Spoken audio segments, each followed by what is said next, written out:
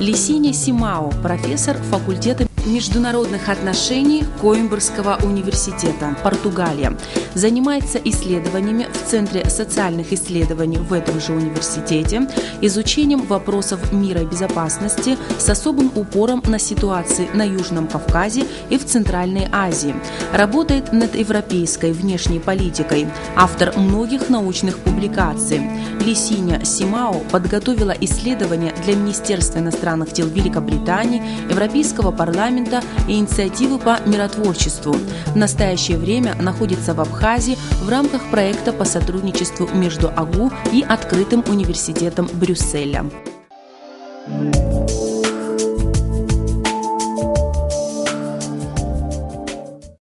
Мой первый вопрос.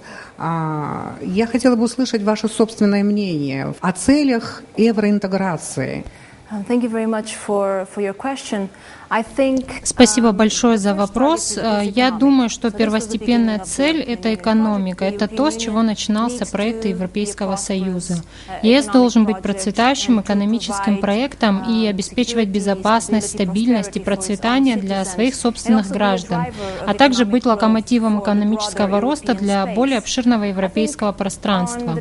Помимо этого, так исторически складывалось, что было также много видений политической составляющей. Сможет ли ЕС озвучить единую позицию по вопросам внешней политики и безопасности?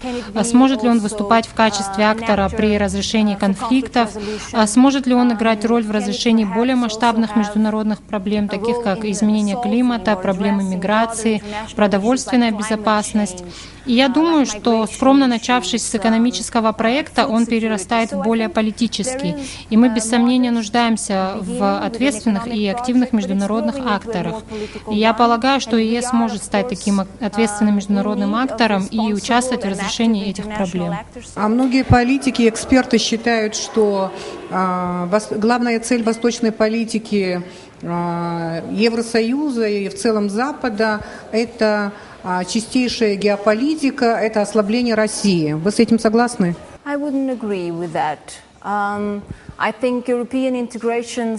Я с этим не соглашусь. Я думаю, что европейская интеграция с самого начала делала акцент на развитии мира между двумя бывшими врагами — Францией и Германией. И это было главной целью. Создание союза государств, который также сможет противостоять давлению со стороны коммунистического блока, безусловно, также было одной из целей во времена Советского Союза. Но холодная война закончилась, и мы сейчас живем в глобальном мире и часто сталкиваемся с различными вызовами.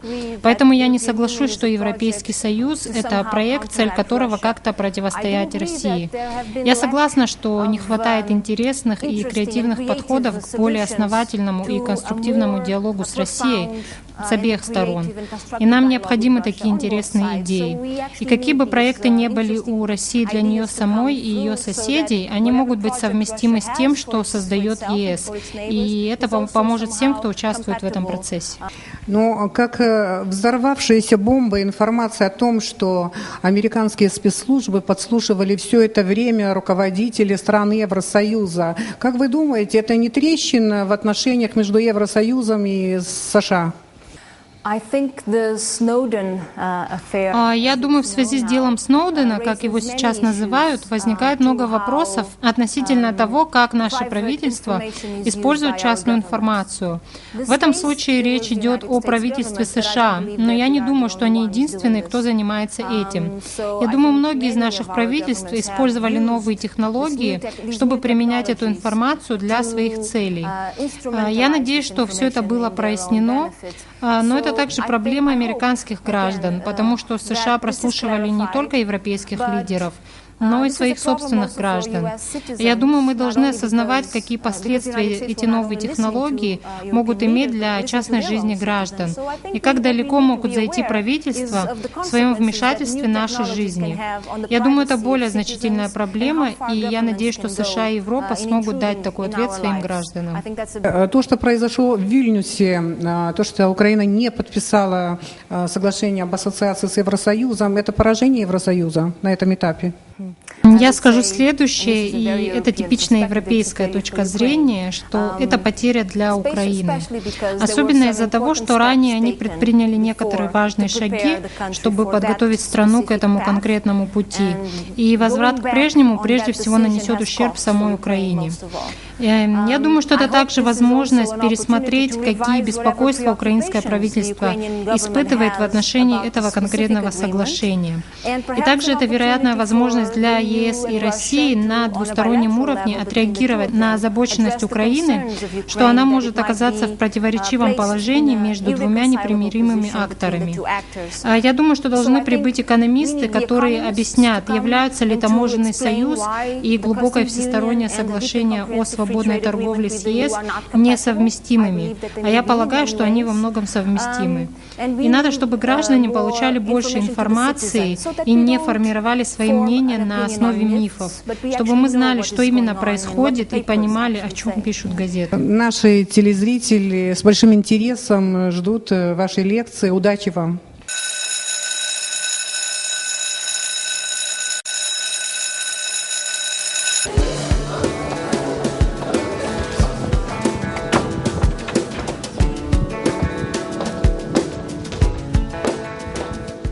И снова кафедра лекции на абхазском телевидении. 28 ноября в Вильнюсе, столице Литвы, открылся саммит Восточного партнерства. Во время официальной церемонии были парафированы соглашения об ассоциации Евросоюза с Грузией и Молдовой. Кроме того, было подписано соглашение об упрощении визового режима между Азербайджаном и Евросоюзом. И только Украина не подписала соглашение об ассоциации с Европейским Союзом. Сегодня эта тема самая жаркая. Украина бурлит. И чем закончатся Евромайданы на Украине, никто не знает. Сегодня у нас на кафедре очень актуальная тема. Лекцию читает гость нашей программы, профессор факультета международных отношений университета Коимбра, Португалия, Лисиния Симао. Добро пожаловать!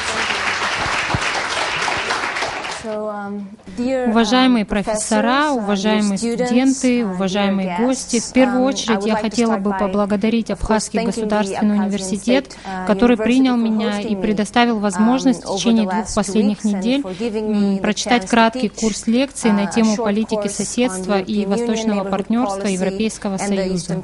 Я хотела бы также поблагодарить вас за приглашение выступить сегодня на тему видения Европейским Союзом его восточных соседей, предложений, которые он выработал, и трудностей, с которыми он сталкивается. Я понимаю, что, как уже было сказано, эта тема сейчас вызывает огромный интерес, поэтому для меня большая честь и удовольствие поделиться с вами моими мыслями по этому поводу. Так как эта тема является предметом исследования в моей научной работе, я надеюсь, что смогу прояснить для вас некоторые из многих сложных вопросов о сущности интеграции Европейского Союза, а также многоуровневые и взаимосвязанные проблемы, с которыми он сталкивается при осуществлении своей внешней политики по отношению к странам постсоветского пространства. Обратите, пожалуйста, внимание на первый слайд. Название моей презентации «Европа. Снова единая и свободная. Европейский Союз и его восточные соседи». Некоторым из вас, возможно, знакомо это выражение «единое и свободное», так как его часто произносили политические деятели США и Европы, обозначая свое видение Европы по окончании Холодной войны. Основная идея этой концепции заключалась в желании воссоединить европейский континент, который, как утверждалось, был искусственно разделен Холодной войной. После прекращения действия Варшавского договора и распада Советского Союза это стало не только возможным, но многие на Западе и на Востоке также посчитали воссоединение европейского континента обязанностью. Во внешнеполитической повестке стран Центральной и Восточной Европы эта идея определенно занимала приоритетную позицию.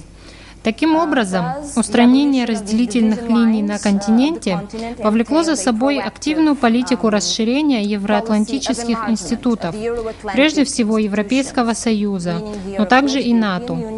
Надо сказать, что как только В 1993 году на заседании Европейского совета в Копенгагене тогдашние 15 государств-членов ЕС приняли решение о расширении Союза за счет стран Центральной и Восточной Европы. Они установили ряд критериев для вступления, то есть условия, которые будущие государства-члены должны были выполнить, чтобы быть принятыми в Европейский Союз. Таким образом, они начали процесс тесного взаимодействия под руководством Европейской комиссии, которая наблюдала за этим процессом и занималась его развитием. Конечной целью этого проекта было реформирование внутригосударственных, политических и экономических институтов этих стран, то есть политические и экономические реформы. Также на повестке стояли вопросы внешней политики, так как эти страны должны были установить добрососедские отношения с окружающими их государствами. Таким образом, такие вопросы стояли и продолжают стоять на повестке в процессе расширения на территорию стран Центральной и Восточной Европы. Почему же я решила обратиться к такому уже достаточно давнему периоду истории? Более 20 лет прошло с тех пор, как был запущен этот процесс, и в следующем году страны Центральной и Восточной Европы будут праздновать десятилетнюю годовщину своего членства в Европейском Союзе. Можно ли извлечь какие-либо уроки из этого процесса, которые помогли бы нам понять взгляд Европейского Союза на отношения со своими восточными соседями? Я полагаю, что в отличие от 1990-х годов, у ЕС сегодня нет четкого видения того, как он может развивать отношения с бывшими советскими странами. Есть несколько причин, которые объясняют отсутствие такого видения, а также тот факт, что концепция единой и свободной Европы более не является достаточной для объяснения взглядов Союза. Однако я также утверждаю, что эта идея все еще имеет значительное влияние и руководит внешней политикой Европейского Союза по отношению к этим странам.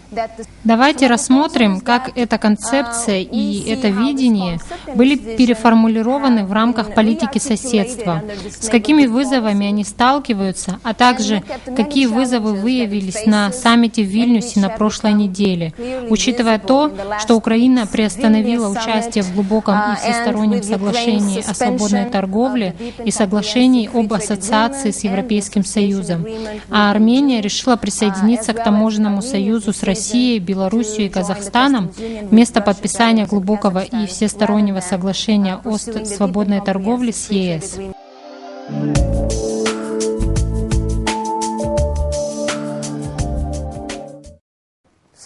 Итак, мы переходим ко второму слайду. Это карта Европейского Союза, чтобы напомнить, о чем именно мы сейчас говорим. К июлю этого года членами Европейского Союза являлись 28 государств.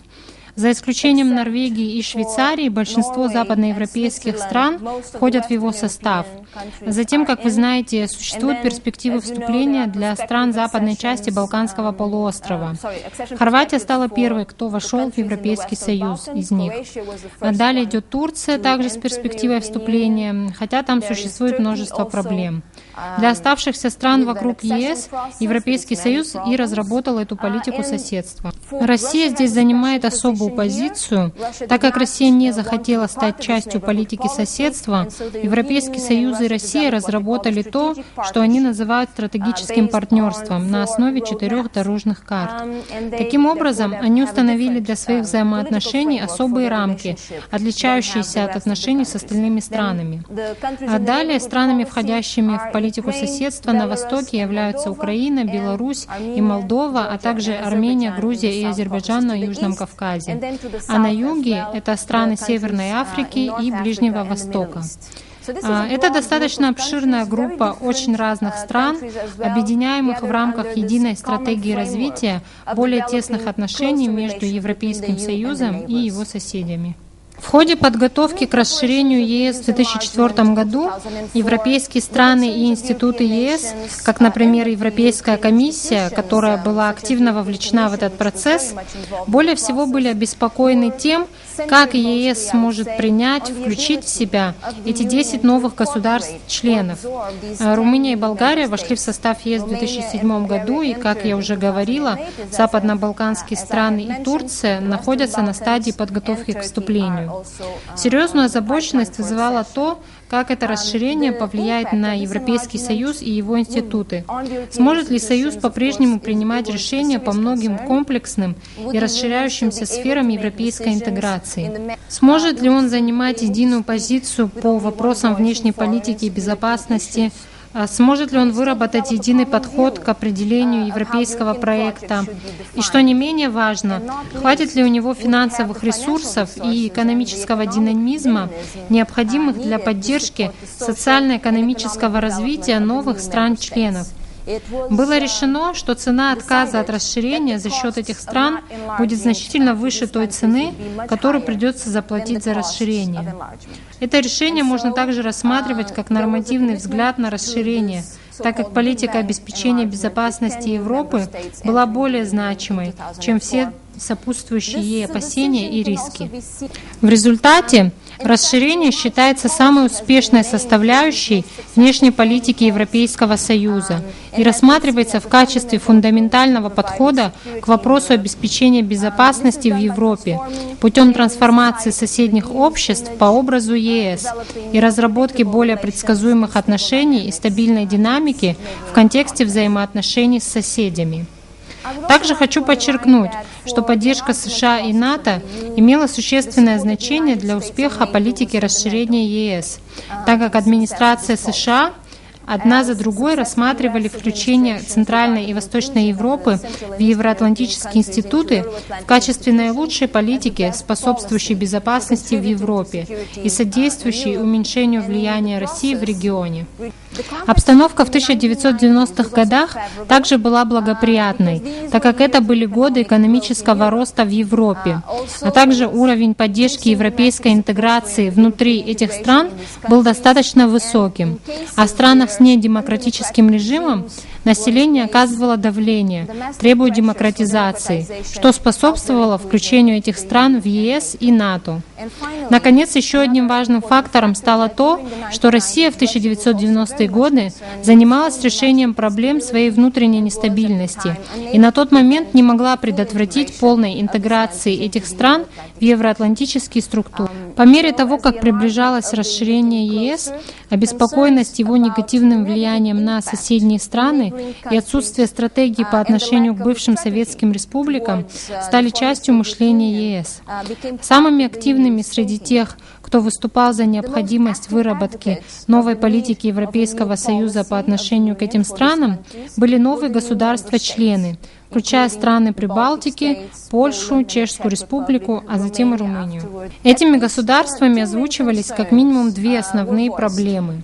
Во-первых, существовала реальная обеспокоенность относительно трансграничного сотрудничества, которому помешают новые границы ЕС после расширения.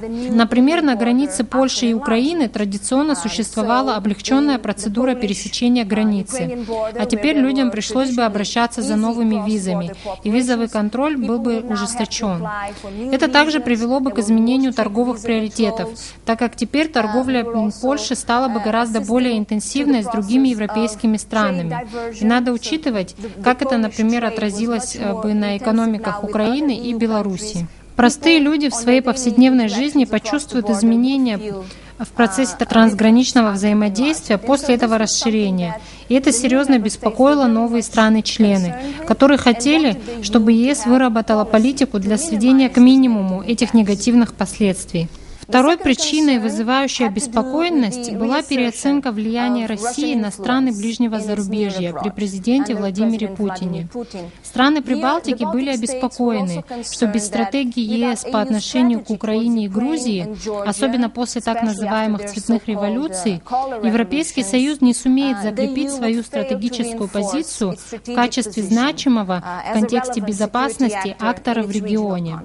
Можно сказать, что так же, как и Россия Россия считала, что у нее есть определенные обязательства в ближнем зарубежье, так и ЕС был заинтересован в оказании влияния на соседние страны. Таким образом, несмотря на различные подходы и несмотря на заявления официальных лиц Европейского Союза, что ЕС не заинтересован в идее сфер влияния, логика здесь была на удивление одинаковой и представлена взаимоисключающими интересами. Между прочим, среди стран-членов ЕС существовали значительные расхождения во мнениях относительно подхода к соседям. Возьмем, к примеру, эти заявления. Первое заявление принадлежит французскому дипломату и гласит следующее. Выбор для ЕС стоит не между Россией и ее соседями. Таким же образом, выбор этих стран не означает быть в сфере влияния либо Европы, либо России. Франция дорожит взаимоотношениями с Россией и считала подобное соперничество с ней контрпродуктивным. И наилучшим вариантом, по мнению этого французского дипломата, является нахождение баланса между этими интересами и взглядами. Второе заявление было сделано польским уполномоченным в 2006 году. Она заявила: «Спор о границах Европы редко имеет отношение к географии, этнографии или даже истории, как полагают большинство людей. Зачастую он связан с внешней политикой, безопасностью, управлением, а иногда, к сожалению, даже с предубеждениями». Далее она продолжает. «Я убеждена, что ЕС должен держать свои двери открытыми для европейских стран, которые пока не являются его членами.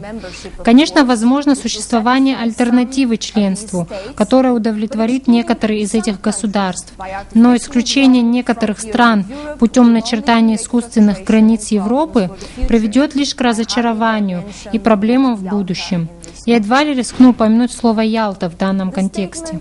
Это заявление не только призывает государства-члены ЕС и в будущем сохранять приверженность дальнейшему расширению, таким образом расширяя влияние Союза, но оно также предупреждает, что искусственное определение конечной границы Евросоюза позволит России проводить более настойчивую политику в отношении этих стран. Отказавшись от расширения нашей собственной сферы влияния, мы таким образом вынуждены будем смириться со сферой влияния России. Невозможно недооценить то, какое влияние эти аргументы все еще имеют среди многих европейских стран. Возрождающаяся как в экономическом, так и в военном плане Россия, которая уже распространила свое влияние во многих регионах постсоветского пространства и чье руководство без стеснения использует такие рычаги, естественно, еще больше способствует подобным опасениям. Более того, и я считаю это самым главным аспектом, в отсутствии истинного партнерства между Европейским Союзом и Россией результатом, скорее всего, будет соперничество, так как оба актора не сумели прийти к согласию относительно обоюдных интересов и взаимных обязательств. Каковы же фундаментальные отличия в подходах Европейского Союза к будущим странам-членам и к соседям, которые в обозримом будущем не будут приняты в Европейский Союз? В этих подходах есть много общего. В первую очередь благодаря тому, что официальные лица Европейского Союза, которые разрабатывают так называемую европейскую политику соседства, это те же самые люди, которые до этого занимались политикой расширения. То есть это значит, что применяется то же мышление и тот же опыт. А также причиной может быть то, что Европейский Союз, следуя целенаправленной стратегии, сохранил то, что его представители называют конструктивной неопределенностью относительно конечного результата этой политики соседства. Давайте посмотрим на заявление бывшего президента Европейской комиссии Романо Проди, который сказал, что европейская политика соседства была чем-то большим, чем просто партнерство, но меньшим, чем членство, предлагая соседям разделить с Евросоюзом все, кроме его институтов. Он также продолжил: чем привлекательно подобное предложение? Его цель — распространить в соседнем регионе набор принципов, ценностей и стандартов, которые составляют самую суть Европейского Союза. Он не смог пояснить, какого рода новые политические отношения будут созданы, но четко указал на то, что соседям должен быть предоставлен доступ к многим программам и стратегиям ЕС, хотя сейчас они не смогут участвовать в них как члены Союза. Первым шагом к прояснению этих новых отношений стало подписание двусторонних планов действий между ЕС и его соседними странами. По условиям этих планов действий стало ясно, как будут выглядеть эти новые взаимоотношения. Было принято решение о проведении ряда реформ, которые придали значение этому новому партнерству и определили, как именно ценности ЕС должны распространяться в соседних регионах. Основное внимание уделялось следующим аспектам. В первую очередь, это демократические реформы. Во-вторых, продвижение и защита прав человека. В-третьих, принцип верховенства права. Затем надлежащее управление, борьба с коррупцией и последний элемент этих планов действий — либерализация экономики. Эти меры были также минимальными требованиями для вступления в Европейский Союз и также предъявлялись и к соседним странам, если они хотели пользоваться преимуществами программ и помощи Европейского Союза. Например, с 2007 по 2013 год ЕС выделил более 12 миллиардов евро на сотрудничество со всеми своими соседями и разработал по этому случаю специальные реформы, сосредоточенные на специфических потребностях партнеров. Например, ЕС разработал партнерство по институциональному строительству в Армении, усовершенствуя работу институтов государственной власти в Армении, модернизируя их и делая более подотчетными. ЕС подписал меморандум о взаимопонимании по вопросам энергетического сотрудничества с Азербайджаном и поддержал вступление Украины во Всемирную торговую организацию. Итак, вы видите, что ЕС попытался в этом сотрудничестве приспособиться к различным потребностям и приоритетам, обозначенным соседними странами. В рамках Восточного партнерства, которое является восточной составляющей политики соседства, ЕС представил своим соседям новые политические соглашения. Соглашения об ассоциации, о которых мы слышим в последнее время, и которые подразумевают обязательства из упомянутых мной планов действий, а именно демократические реформы, права человека, надлежащее управление, борьба с коррупцией и либерализация экономики. Но также включают такие вопросы, как сотрудничество в сфере правосудия, свободы, безопасности. Здесь имеется в виду пограничный контроль, нелегальная миграция, терроризм, организованная преступность, а также сотрудничество и реформ в сферах транспортной системы, энергетики, информационного общества, то есть использование новых технологий в коммуникации, в сферах экологии, исследований и инноваций, а также контактов между отдельными людьми. Имеются в виду программы мобильности для студентов, журналистов и других. Это обширное партнерство, охватывающее многие сферы, которое может означать улучшение для обеих сторон. Надо отметить, что текст этих соглашений об ассоциации пока недоступен, поэтому мы не можем наверняка знать их содержание. Мы можем лишь делать предположения на этот счет, основываясь на планах действий и на соглашениях об ассоциации, которые были подписаны со странами Центральной и Восточной Европы и стали фундаментом для будущего членства. Безусловно, самым важным предложением на повестке было и остается глубокое и всестороннее соглашение о свободной торговле, о котором мы все также часто слышим. Оно не только охватит либерализацию в еще большем количестве секторов экономики, то есть не только в производстве товаров, но и в сфере услуг, капитала и так далее. И оно также попытается устранить и иные факторы, препятствующие экономической интеграции, помимо тарифных пошлин.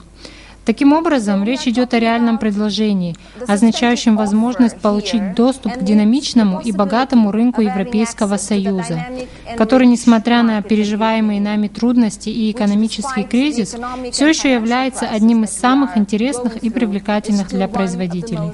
Я также хочу упомянуть один последний аспект, также стоящий сейчас на повестке, а именно доступ к получению финансирования на развитие инфраструктуры от Всемирного банка и Европейского банка реконструкции и развития, а также создание инвестиционного фонда, специально предназначенного для соседних стран. Все вместе эти меры увеличения финансирования предлагают важную возможность для структурного развития этих экономик и обществ. Эти предложения нельзя назвать незначительными. Они играют роль в контексте развития этих государств, и они предназначены также для изменений в политических взаимоотношениях, которые последуют далее. В обмен на свою поддержку ЕС ожидает выполнения определенных условий. Приоритетность демократии, прав человека и верховенства закона едва ли должна оспариваться странами, являющимися членами Совета Европы и Организации по безопасности и сотрудничеству в Европе, а все эти страны входят в упомянутые организации. Нельзя не согласиться, что отсутствие консолидированных, демократических и прозрачных институтов частично является причиной того, что эти страны не могут добиться экономического процветания. Если же это у них получается, как в случае с Азербайджаном и Украиной, по крайней мере до финансового кризиса 2008 года, выгоду из этого извлекает лишь небольшая элита, контролирующая политическую власть. Без демократической подотчетности и свободы слова перераспределение богатства государством приносит выгоду лишь единицам, оставляя миллионы в бедности и бесправном положении. Более того, недостаток демократии препятствует мирному разрешению существующих конфликтов. В обстановке авторитарного режима нет места для уступок бывшим врагам. Таким образом, все мирные процессы будут неизбежно заморожены, а те, кто осмеливаются поддержать политику взаимных уступок, считаются предателями или иностранными агентами. Лишь в истинно демократической обстановке могут свободно раздаваться голоса, призывающие к миру и критикующие государственную политику в отношении конфликтов, включая сюда и использование крайне ограниченных национальных ресурсов для военного развития, вместо того, чтобы использовать их для социально-экономического прогресса. Таким образом, демократия абсолютно заслуженно рассматривается Европейским Союзом в качестве фундаментального шага навстречу долгосрочному миру и стабильности в странах бывшего СССР, и особенно на Южном Кавказе. Поэтому кажется довольно разумным, что ЕС ставит осуществление этих реформ в качестве условия предоставления своей помощи. Тем не менее, Европейскому Союзу необходимо быть последовательным в своих нормативных обязательствах и участвовать во всех важных сферах национальных приоритетов партнера, если этот партнер может считаться надежным. Однако либерализация экономики является более спорной. Политика агрессивной либерализации отвергается многими учеными, работающими, например, над вопросами развития и сотрудничества. Вы, наверное, слышали, что в 1980-х годах с помощью планов структурной перестройки Международный валютный фонд стремился реформировать многие государства Африки и Латинской Америки в рамках своих программ кредитования, обещая при этом, что их экономики станут более конкурентоспособными на мировом рынке, и это поможет вызволить миллионы людей из нищеты. Приоритетное место среди этих реформ занимало сокращение государственных бюджетов, средства которых обычно шли на зарплаты государственным служащим, выплату пенсий и пособий по безработице, а также на образование и медицинские услуги, которые теперь должны были стать платными. Для многих из этих обществ результаты были катастрофическими, и уровень бедности резко вырос среди их наименее защищенных слоев. Эти государства и все международное сообщество не сумели защитить самые уязвимые группы населения, и этот процесс позволил накопить огромные капиталы в руках лишь немногих лиц. Этот же способ сейчас применяется в странах Южной Европы, таких как Греция, Португалия и Испания. Почему я упоминаю этот процесс? Я полагаю, что в интересах населения всей Европы бороться за более устойчивую экономическую модель, в которой все преимущества капитализма и открытой рыночной конкуренции будут гармонично сочетаться с социальной защищенностью и регулирующей ролью государства.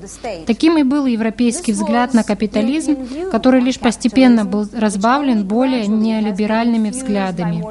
Европейским элитам необходимо напомнить о катастрофических последствиях агрессивного капитализма в плане уровня бедности, в плане ксенофобских идеалов и агрессивного национализма. Если Европа может позволить себе быть сплоченной во времена процветания, она несет особую ответственность за продвижение сплоченности во времена экономических трудностей. Это также относится и к отношениям со странами, с которыми она ведет переговоры по глубокому и всестороннему соглашению о свободной торговле. Это будет иметь ключевое значение для рассеивания опасений, что ЕС использует эти соглашения, чтобы заполонить украинский рынок дешевыми товарами, или что многие потеряют работу, а многие предприятия малого бизнеса будут закрыты. Такие опасения Украины вполне разумны, и к ним надо отнестись со всей серьезностью. Проблема миграции является еще одним важным аспектом этих отношений. Во времена кризиса мигранты обычно становятся главной мишенью для ксенофобских рассуждений и действий. Возьмем, например, Россию или Великобританию или Италию, да и любую другую страну. Ни одна страна не застрахована от подобного развития событий. В эпоху глобализации мы все живем в многонациональных обществах и странах. Если присутствие мигрантов является желанным во времена экономического процветания, когда местное население уже не хочет заниматься низкооплачиваемым трудом, к ним надо относиться достойно и в трудные времена. Возможность облегченного получения визы для граждан стран Восточного партнерства, безусловно, является долгожданным событием. Но это не означает, что жители этих стран не могут ездить в ЕС сейчас. Можно получить туристическую или учебную визу. Но речь сейчас идет о том, чтобы этот процесс протекал быстрее, стал более дешевым и гуманным, чтобы людям не приходилось неделями ждать ответа, и чтобы они имели возможность работать в ЕС, если захотят. В этой связи рассуждения о сферах влияния являются совсем неподходящими. Экономическое развитие не обязательно должно идти только в одном направлении. Социальное развитие не обязательно привязывать к экономике только одной страны или группы стран. И во многих сферах предложения, которые делает этим странам Россия и ЕС, вполне совместимы. Мнение о том, что экономическая интеграция может быть инструментом политических манипуляций, без сомнения является отголоском времен Холодной войны, когда одна или две державы доминировали над группой меньших стран, ограничивая их выбор. Проблемы, с которыми мы сталкиваемся сегодня, являются слишком сложными и неотложными, чтобы совмещать их со столь узким взглядом на международные отношения. По моему мнению, и ЕС, и Россия обязаны сотрудничать, чтобы сделать жизнь в Европе более мирной и процветающей.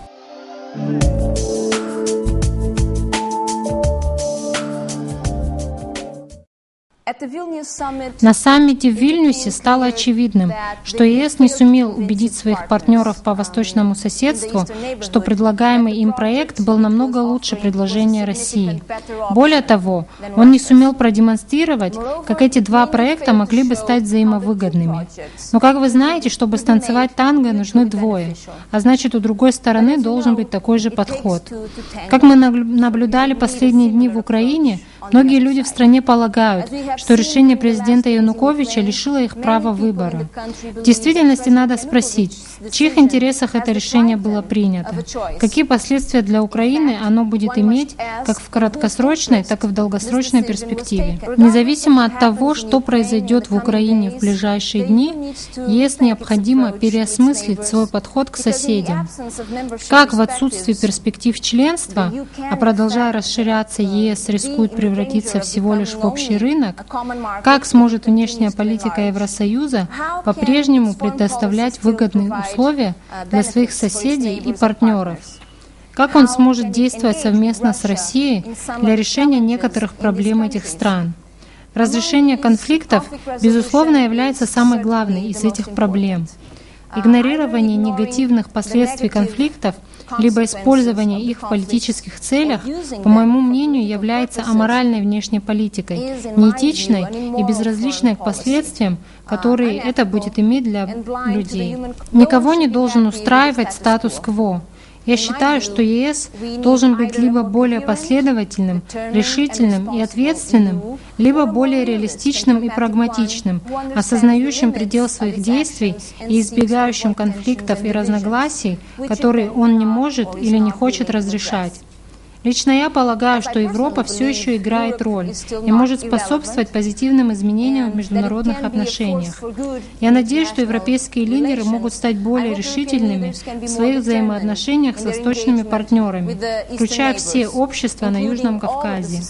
Это может придать новое значение понятию создания единой и свободной Европы, где каждый будет иметь свой голос и свое место. Спасибо большое за внимание. Thank you very much for your attention.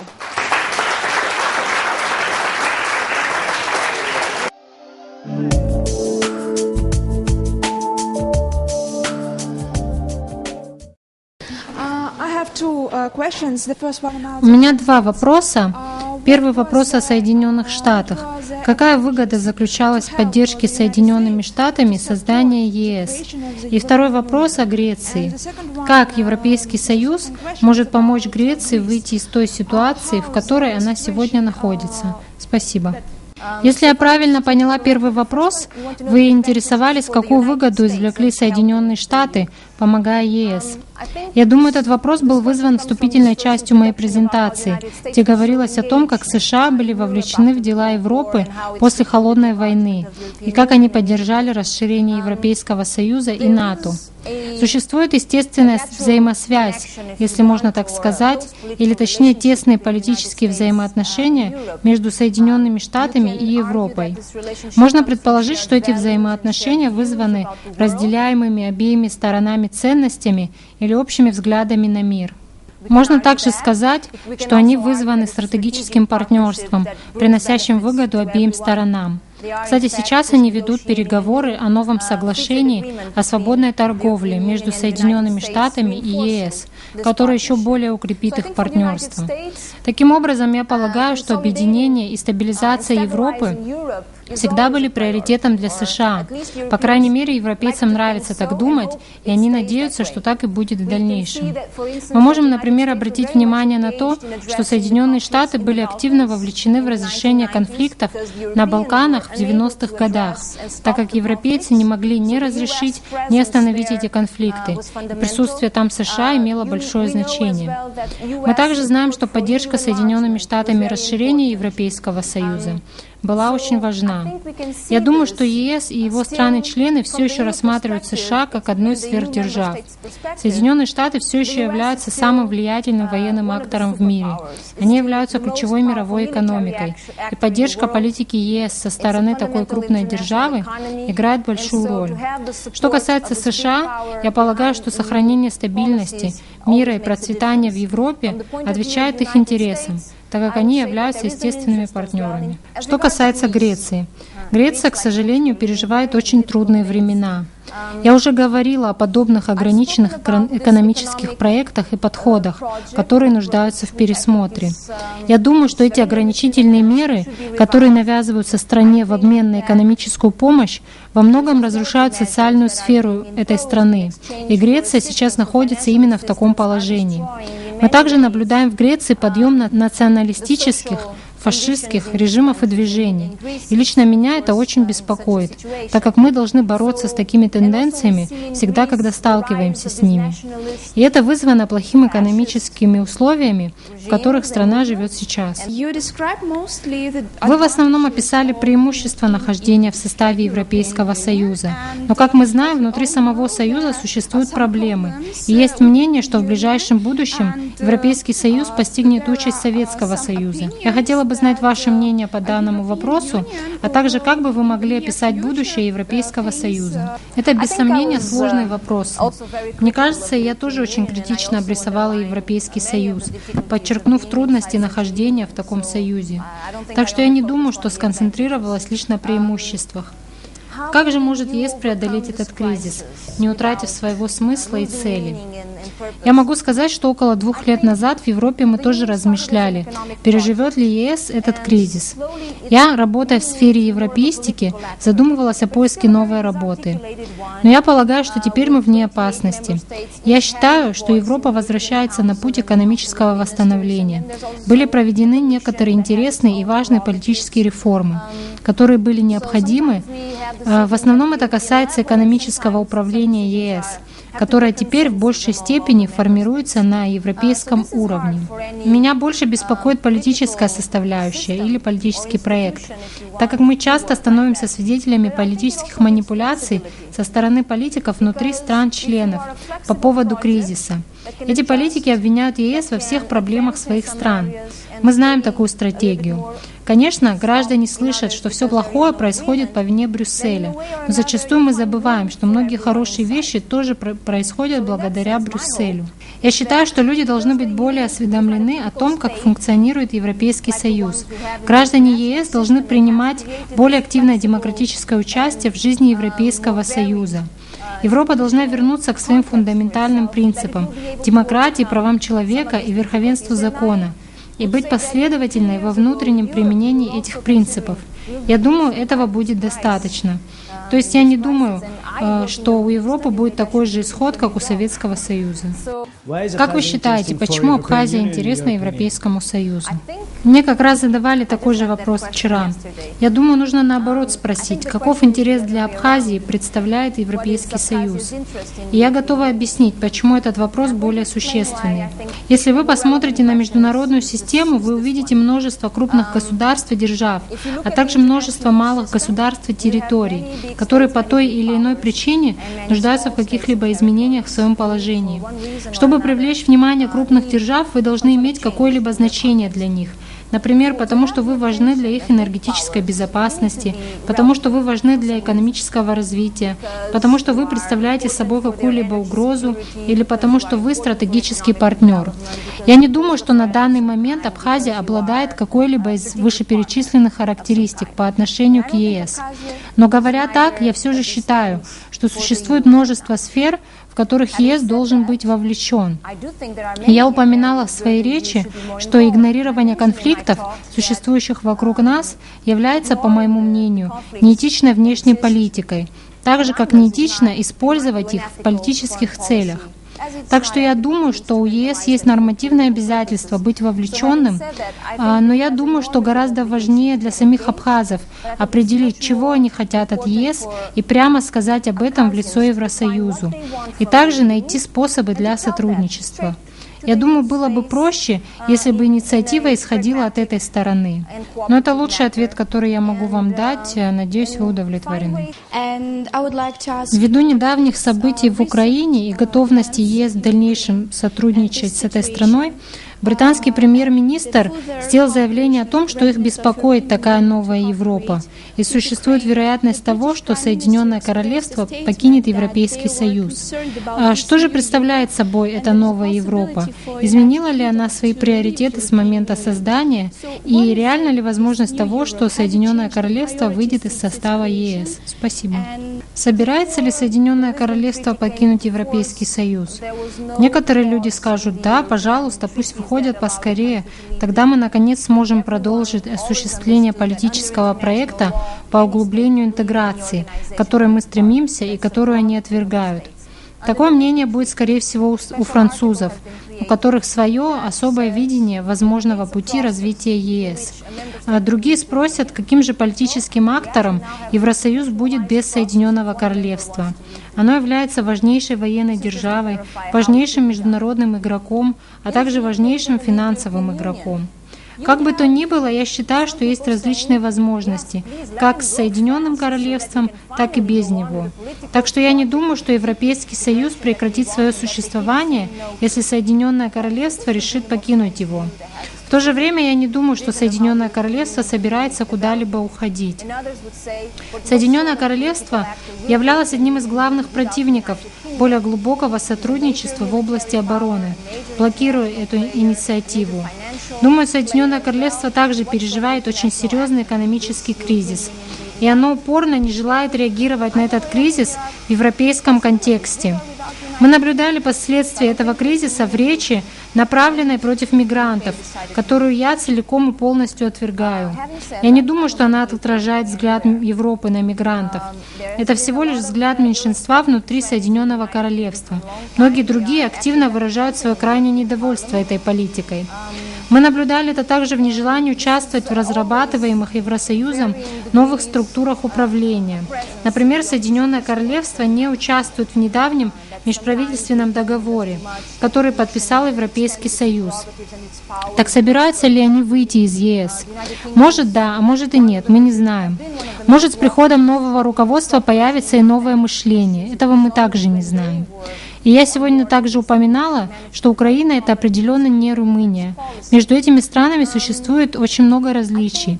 Учитывая размеры украинской экономики и способность Украины создавать собственные рабочие места, так что я не думаю, что будет такая же большая волна мигрантов в другие страны ЕС.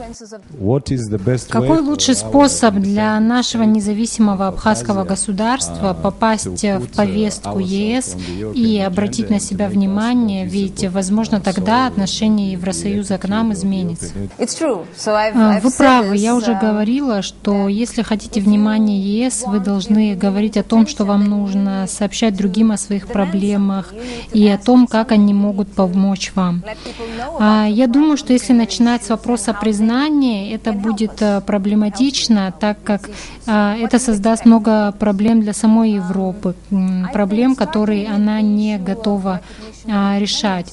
Нужно начинать с менее значительного и не столь политического уровня. Начинать с того, что может сделать вашу жизнь безопаснее и дать вам много возможностей.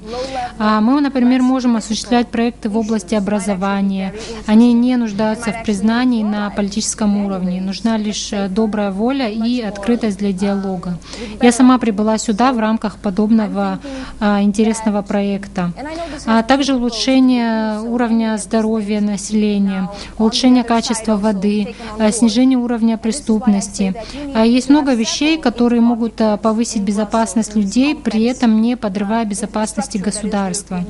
Я думаю, что правительство и государства, которые обеспечивают хорошее качество жизни для своих граждан, подтверждают свою легитимность.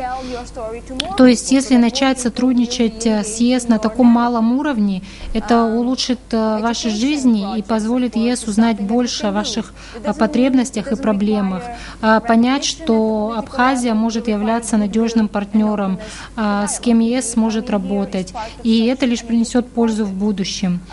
Поэтому я думаю, что нужно начинать с малого и двигаться в дальнейшем к более высокому уровню. Мы знаем, что у ЕС хорошие отношения с Грузией. Как вы считаете, как можно разрешить этот конфликт и какую политику должна вести Грузия в этой ситуации? Вы знаете, я не могу отвечать за грузин, и у меня нет ответа на ваш сложный вопрос. Если бы он у меня был, я бы получила Нобелевскую премию мира.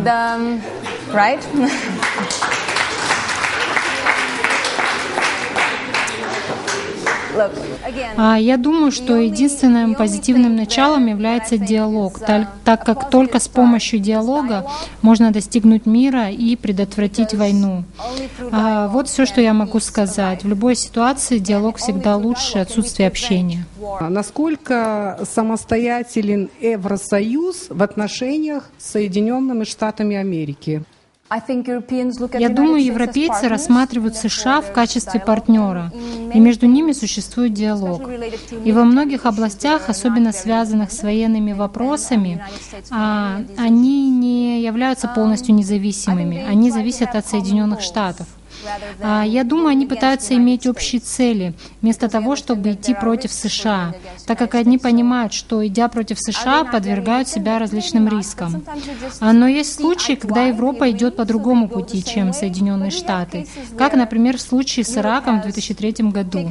По этому вопросу было очевидное расхождение, и это признак того, что мы можем быть независимыми от США, когда стремимся к этому. Есть такая точка зрения, что внутри Европейского Союза есть главные страны, которые доминируют, а остальные страны, они как бы их обслуживают.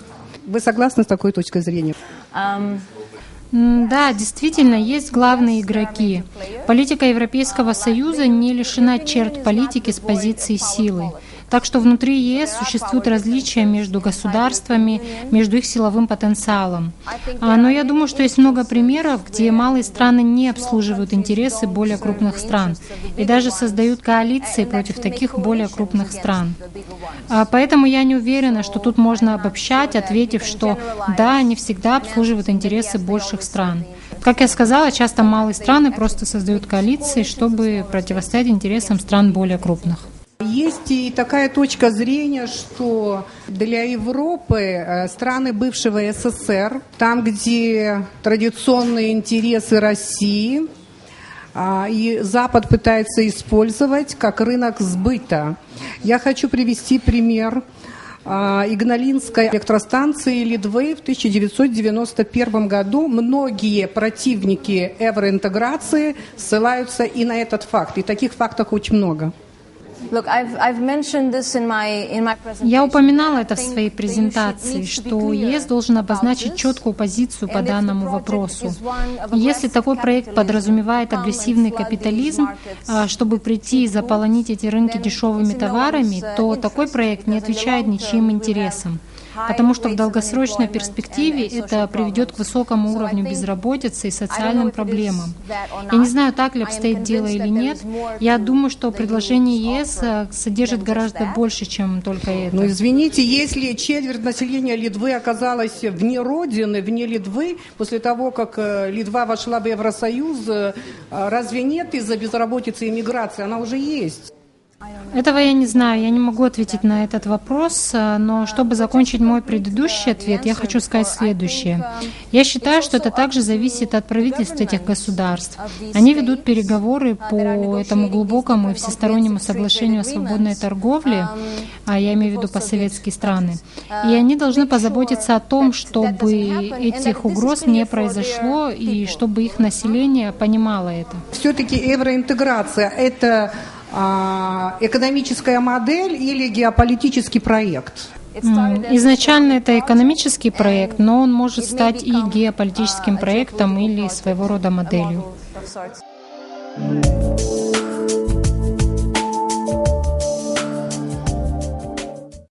Спасибо вам большое. Я думаю, что это живое общение, эта лекция будет интересно не только студентам, но и для широкой аудитории наших телезрителей. Я хочу сказать, что Абхазия не закрывается ни перед кем, в том числе, конечно, перед Европейским Союзом. Деятельность или участие Евросоюза в развитии Абхазии почти незаметна.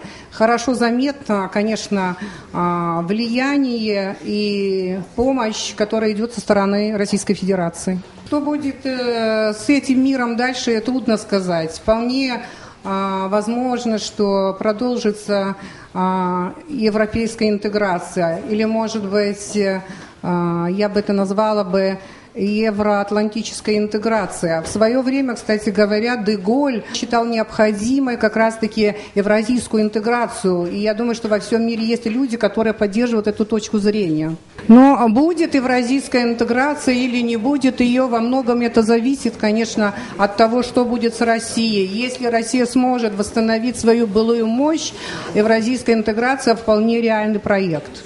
Спасибо вам большое. Это была кафедра лекции на абхазском телевидении.